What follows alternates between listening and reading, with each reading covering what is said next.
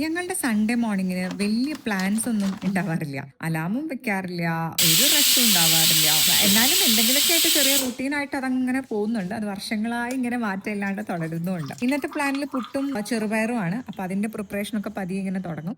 ആ പരിപാടികളൊക്കെ ബാക്ക്ഗ്രൗണ്ടിൽ ഇങ്ങനെ നടക്കുമ്പോഴേ ചിത്ര ചേച്ചിയുടെ പാട്ടൊക്കെ ഓൺ ആവും. അതൊരു നല്ല കോമ്പിനേഷൻ ആയിട്ടാണ് എനിക്ക് തോന്നുന്നത്. നമ്മൾ കുക്ക് ചെയ്യുന്നതിന്റെ ഇടയ്ക്ക് ഇങ്ങനെ നല്ല മെലോഡിയസ് ആയിട്ടുള്ള പാട്ടുകളൊക്കെ ഇങ്ങനെ ബാക്ക്ഗ്രൗണ്ടിൽ ഉണ്ടാവും. ഏട്ടനാണ് സാധാരണ തേങ്ങ ചിരവി തരാറ്. അപ്പൊ ഇന്നും അതൊന്നും മാറ്റമില്ലാണ്ട് തുടരുന്നുണ്ട്.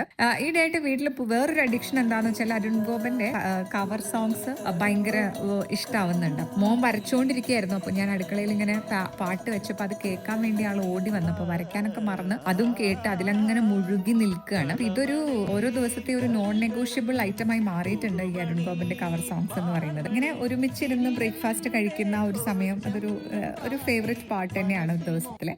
ഇതൊന്നും വലിയ കാര്യമില്ല എന്നൊക്കെ അറിയാം. പക്ഷെ ഇത്തരം അൺപ്ലാൻഡ് ആയിട്ടുള്ള മൊമെന്റ്സ് ഒക്കെയാണ് ഒരു വീടിനെ വീടാക്കുന്നത് എന്ന് തോന്നാറുണ്ട്. നിങ്ങളുടെ വീട്ടിലെ സൺഡേ മോർണിംഗ് എങ്ങനെയാണ്?